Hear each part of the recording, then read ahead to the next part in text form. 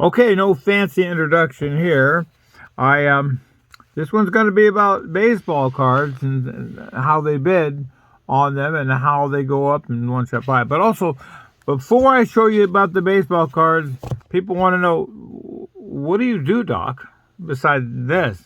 Well, what I've always done, and it got me the nickname Doc, I used to be the vinyl doctor. I used to fix seats. I want to show you a sample of a job that I still do. And if anyone locally sees this and they're interested, just call the doc because I'll doctor it up for you. So take a look at this video on location.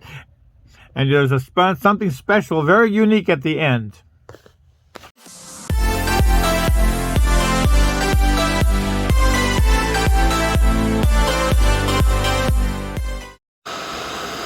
This type of repair is different though, because you see there's two colors. A lot of the material has been rubbed off. There was a puncture here, so we did the puncture, and this is where the color's been worn off, rubbed off because of damage. So these are the type of repairs that we like to do. I get an idea of the color. You notice that the two colors here, this was the first color that I used, and then the other color was this, to get that effect like that. And the light doesn't, well, the camera reflects it differently, but it's actually two colors there. And so overall, and it looks better even after it dries. Okay, so before I hit that video, I want to show you, I got just in the mail, it says the Barry Bonds baseball card. This is when he was on the Pirates. So anyway, I bought that. I can't remember how much I paid for it, but anyway. But this is the way you get them, and then you get them graded, as we'll find out. Let's watch the rest of this video, and you'll take a look at these videos, and you'll see what I'm talking about. Next is one of my favorite baseball players of all time as a kid, Willie Mays, Hall of Fame, 1964. Bid $12 on it. But ultimately, he was sold for $35, which is not bad. $34.77. That was would have been nice to have. The next one was Bobby Witt, which is a big surprise to me. A Kansas City Royal, 2022, spent $6 for him, but that was my bid. But originally, it settled for, look at that, $355. 25 bids. That is just incredible. The next one is future Hall of Famer Albert Pujols. He played with the Dodgers that one year. I bid $1, just $1. But ultimately, see what he finished up with, $51.25. That's pretty good for a future Hall of Famer. One of baseball's all-time base stealer, Lou Brock. This was rated 10 as a mint. I bid $6 on it. Hall of Famer, 1978. It went for $276 and with 21 bids. Lefty Grove, 1931, 7th grade, bid $5. And it was hand cut, went for $316. Amazing, 21 bids.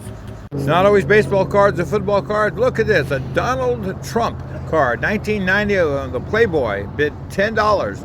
Eventually it went for a lot more money, 40 some odd dollars.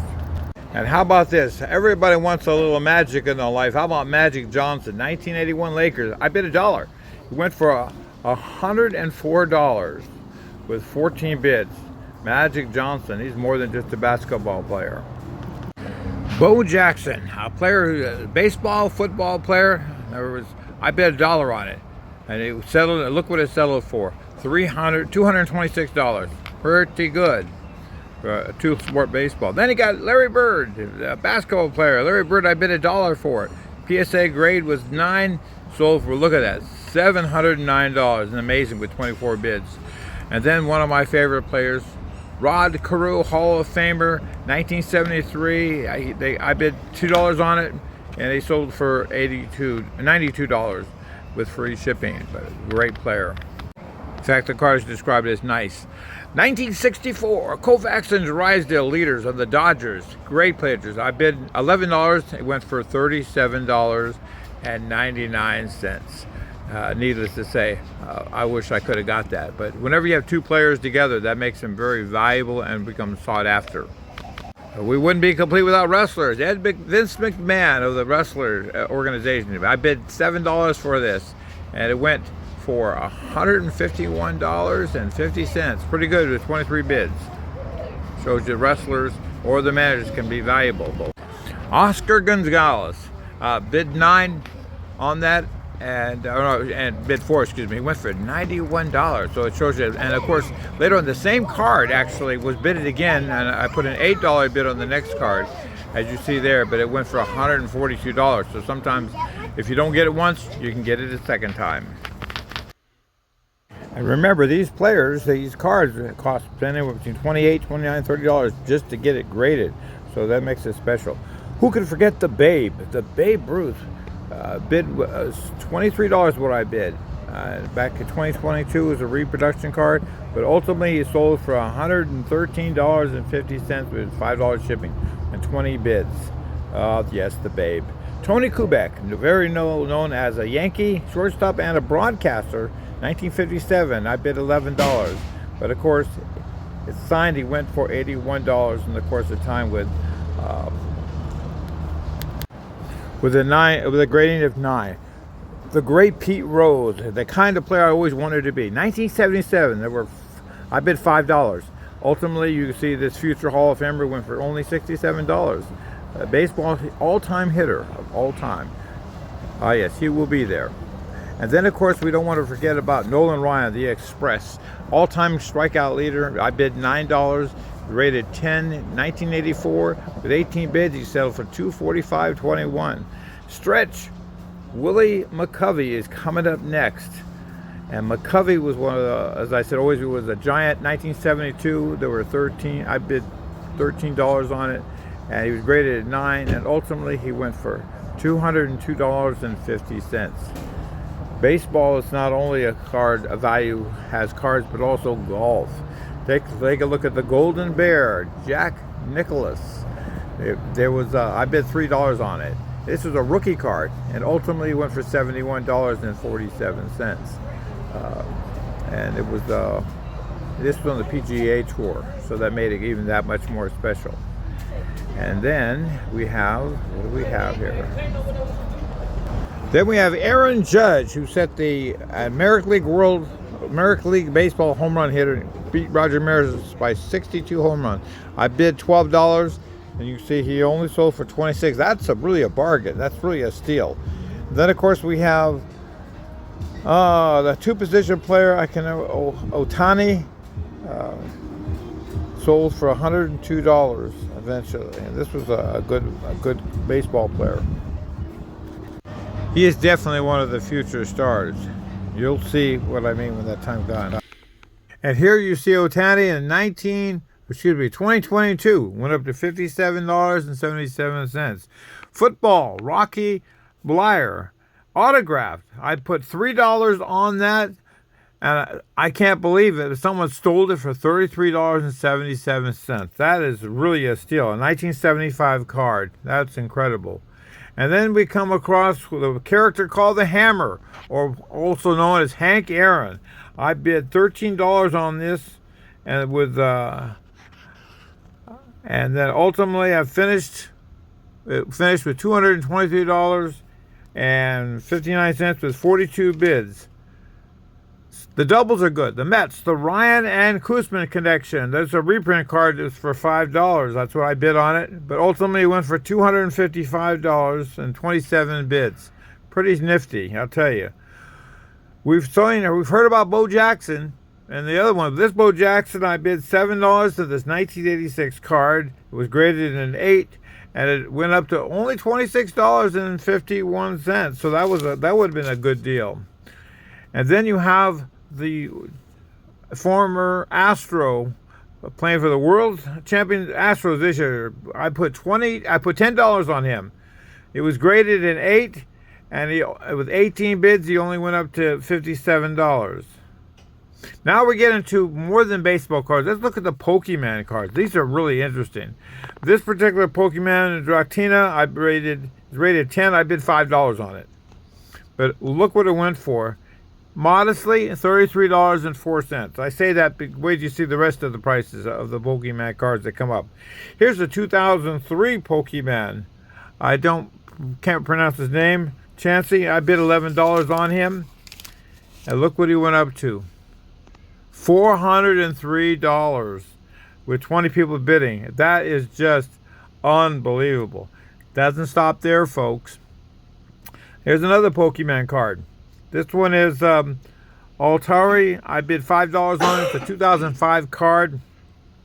And look what it went up to. $455.08 with 35 bids. Incredible, I must tell you. Then you have a 2002. This one was a lottery card. Rated a 9 is a bid. I put $10 on the bid. But you see what it finished up with? $280. Incredible. And then we have a 2003 coming up with Barry Bonds. I bid $8 on this Magmar, and I didn't win it, but it was rated 10. It went. Look what it went up to. Excuse me, $276. Wow, incredible. Here's another one, the Charizard. It's a hollow. 2004. I put $5 on it. Also, I get that as a Funko Pop. Look at the price. It'll fall to the ground when you see it. $1,525 with 44 bids. Woo! Mercy. It's hit the big one now. And then, of course, we have the Ferengard. I bid $5, and ultimately it went for, there you go, $315. Unbelievable. And then what we have, a modern one, 2022, called the Silver Tempest. I bid $3. I figured it wouldn't be worth too much, but it did finish up with a little bit of cash, $122.50. That's really impressive. So as you look at the bids, look at the ongoing bids, you'll notice that many times it's different if the authenticity of the signature has been guaranteed. That really does make a difference. And even like with Griffey and, not Griffey, Mike Cronin, Griffey. And here's another one. This is a Hank Aaron. Hank Aaron was interesting because Hank Aaron was rated an 8. And I forget what I bid, 8, but I forget what I bid. But look what it went to, $520 some odd dollars. Incredible. So this is just some of those that are valuable. I also want to make mention, I probably went too fast, the Griffey cards, it showed you the difference of years. 1992, rated from a 10 to a 9. It made a difference of $175 and $69 previously due. But I thought I'd show you this footage. Barry Bonds' 73rd home run for the season.